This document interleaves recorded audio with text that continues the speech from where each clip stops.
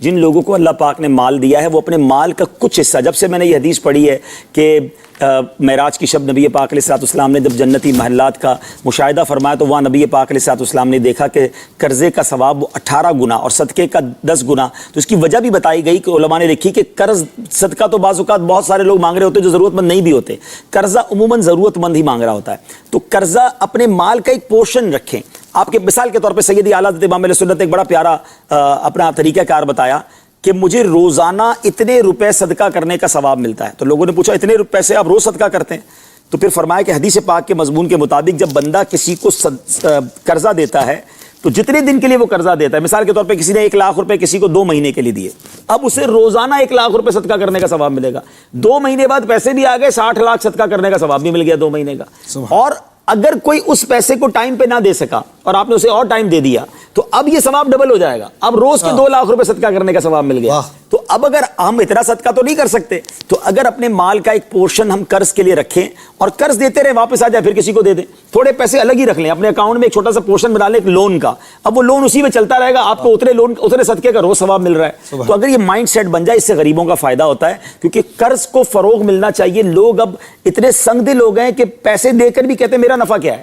کیونکہ یہ سود کی جو مذمت کی گئی نا، اس کی ایک بڑی وجہ یہ کہ بندہ ہر چیز میں نفع ہی ڈھونڈ رہا ہوتا ہے. وہ اگلا مر رہا ہے، پریشان ہے، لیکن اس کو قرضہ دیتے ہوئے کہیں گے مجھے نفع کتنا دو گے.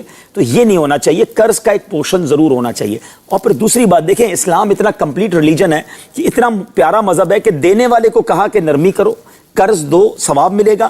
اور لینے والے سے کہا کہ جب وقت پورا ہو جائے تو لوٹاؤ، نہیں لوٹاؤ گے تو گناہ شروع ہو جائیں گے. روزانہ گناہوں کا میٹر ہوگا. وہاں جو بڑی خطرناک ایک انداز ہے کہ لیتے وقت انداز اور ہوتا ہے، منتیں ہوتی ہیں، سماجتیں ہوتی ہیں، اس کے بعد ایسے غائب ہوتے ہیں کہ نہ فون اٹھاتے ہیں نہ جواب دیتے ہیں، پوچھو تو برا لگ جاتا ہے.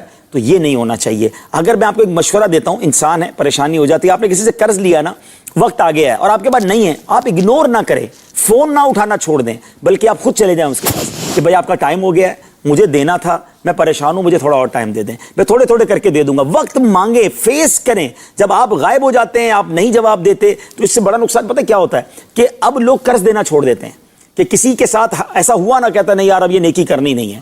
تو یہ نہ کریں. آپ کے غلط ایٹیٹیوڈ کی وجہ سے قرض دینے والے بھی لوگ پیچھے ہٹ جاتے ہیں. تو یہ نیکی ہے، قرض دیا کریں. اپنے ملازمین میں آپ سسٹم بنا سکتے ہیں. آپ کو یہ حق حاصل ہے کہ آپ قرض دے کر آپ ان کے ساتھ کوئی گارنٹی لے لیں، کوئی ترکیب ایسی بنائیں کہ آپ کو آپ کے پیسے واپس ملے. یہ آپ کا حق ہے. آپ میں سے مثال کے طور پہ ملازمین ہوتے ہیں، آپ کے پاس جتنا بجٹ ہے آپ اپنے ملازمین کو دیں، ان کی تنخواہ سے آپ قسطوں میں لے سکتے ہیں، لیکن اس کا ثواب بہت زیادہ ہے. اچھی نیتوں کے ساتھ دیں، انشاءاللہ یہ ثواب کا میٹر شروع ہو جائے گا.